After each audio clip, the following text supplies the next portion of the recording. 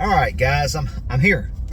I'm here at K. Roger, otherwise known as Kroger, and I got sent here. Had a time-sensitive mission that needed to be carried out, and she couldn't just trust anybody to die. I had to do that. I had to do it, and so I'm on the way home. And you know what it really reminded me of? I don't know why I thought of this today, but you know, my very first job, like not now, I don't talk, you know, not like where you were cutting wood or hauling hay or something like that for some old man and him giving you cash. Not that kind of job. I mean, like a real job where you got like a paycheck. Was at a grocery store, and it was Red, R-E-D, Red food store, and I got a job in the produce department. And I mean,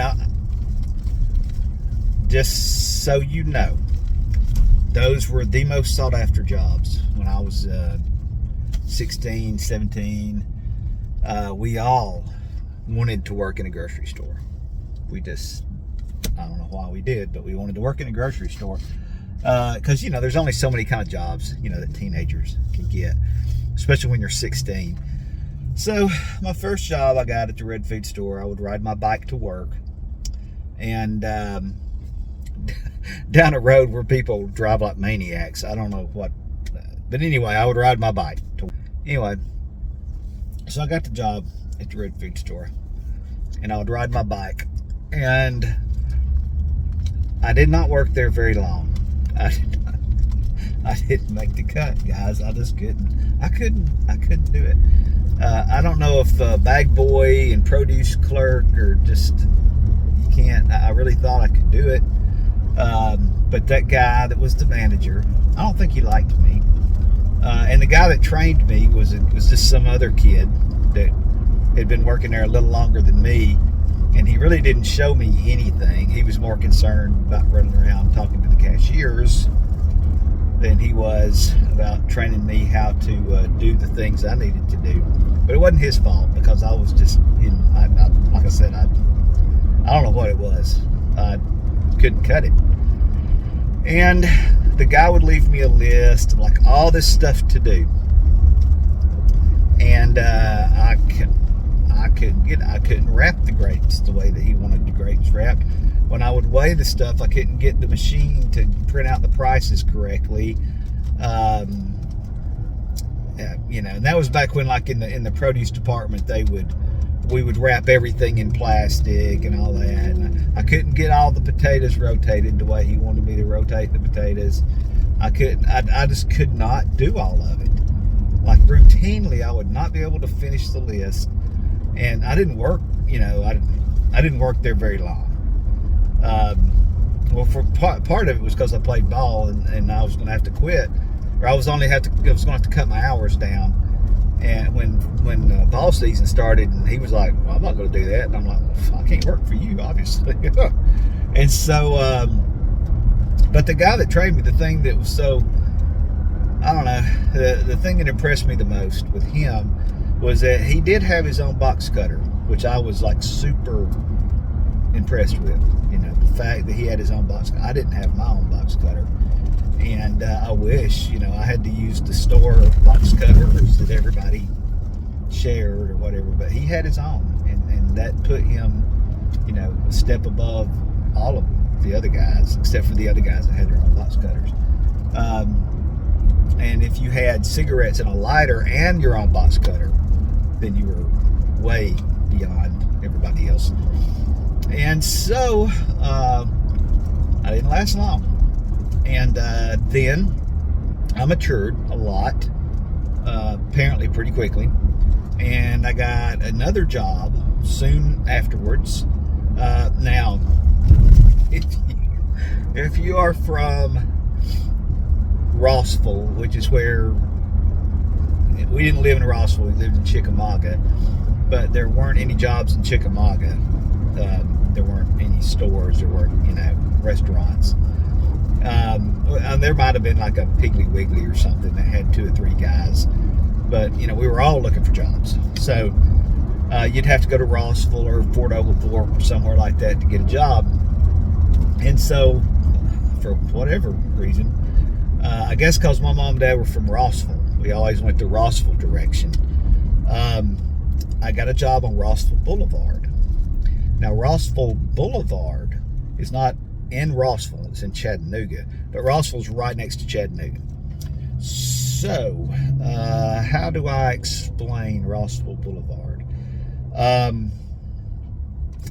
Okay, back when I was a kid, I never heard the term homeless. I don't think that was a word that people used. But I will say that there was a homeless crisis on Rossville Boulevard back in the 1980s already. They had jumped on the homeless thing way before everybody else. There were so many homeless people and so many people addicted to drugs and alcoholics, and it was not a pleasant place. I'll put it that way. So somehow or another, I ended up getting a job at Long John Silver's on Rossville Boulevard. And,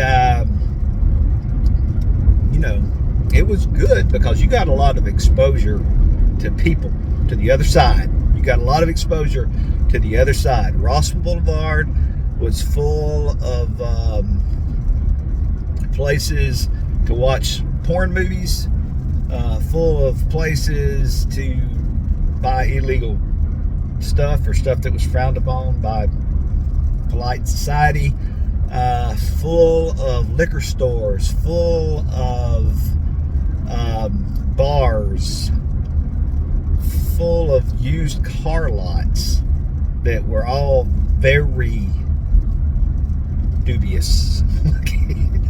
I don't know who in the world would have bought a used car off of Rossville Boulevard, but there were car lots lined up and down Rossville Boulevard. It was just it was a rough place. You know the Jackson Browne song, Down on the Boulevard? Whenever I hear that song, or whenever I hear the word boulevard, I think of Rossville Boulevard and how rough that it was. And I mean, at that Long John Silver's, well, first of all, there were some real characters working in that Long John Silver's. The manager was a great guy. He was a really good guy. But the people that worked there were just like, ugh. And I was there, right in there with them. And just a kid. And we would have people come in there and off the streets to buy stuff. And I mean, I saw all kind of people. I saw all kind of people that later on, now I know what all those people are and what the names for all those people and how those people, back then I didn't.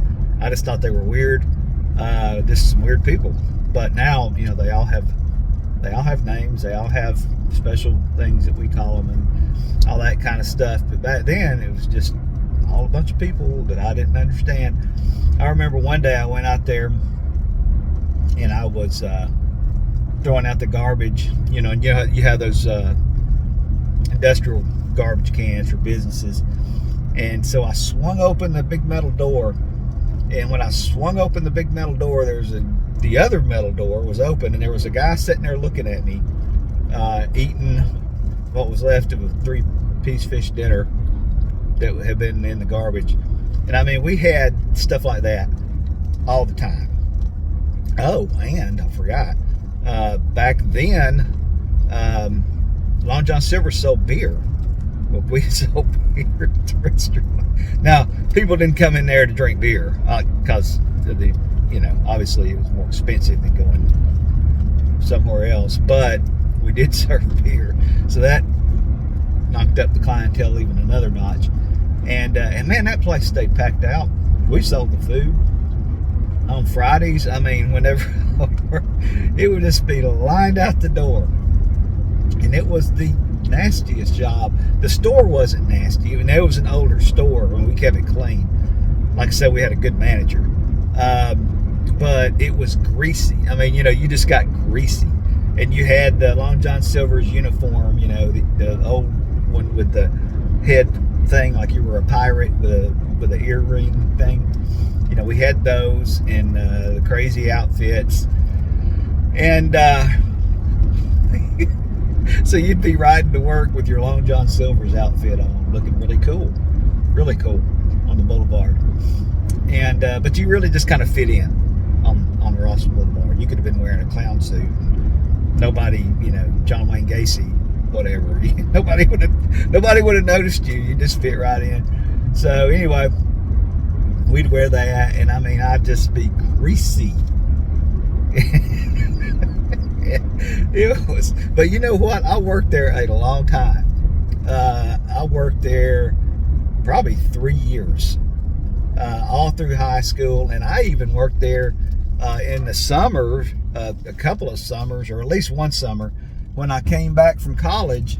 The guy would hire me back and let me work for the summer, and not only did I work there, but when I went to college later on in Athens, I got a job at the Long John Silver's in Athens and worked there a couple of years. I worked at Long John Silver's probably 5 or 6 years. I should get a pension. But I don't know. I guess that just fit me. I mean, I am a fisherman. You guys know that, right? I'm a fisherman. So Long John Silver's was right up my alley. And I love Long John Silver's fish. I could eat it. There's only one Long John Silver's I know of anywhere near me. And when I say near me, I mean all the way up in Fort Oglethorpe, Georgia. All the way. It's 5 hours from here. Actually, it's probably 6 hours from here to the nearest Long John Silver's, but I know where it is. And when I go home with my mom and dad, you know where I go to eat? I go to the Long John Silver's in Fort Oglethorpe. And I actually worked there a time or two when they needed extra help. And so I like Long John Silver's. I like Captain D's, man. I like any kind of fish. And that's the end. That's the end of my story. My first job, grocery store, not so good. The job everybody wanted, the job everybody was after. Chris couldn't do it. Long John Silver's, the greasy fish frying, grease cleanup, nasty place on Rossville Boulevard. Chris did great. He got paid whatever minimum wage was back then. Probably $2 and something an hour. But it paid for everything, paid for my gas. I just needed to pay for my gas. If I wanted to go out, with my friends or whatever. I didn't need a whole lot of money. So anyway, thanks for watching, guys. This trip down memory lane. This could be a nightmare from the 70s, even though it wasn't in the 70s, it was in the 80s.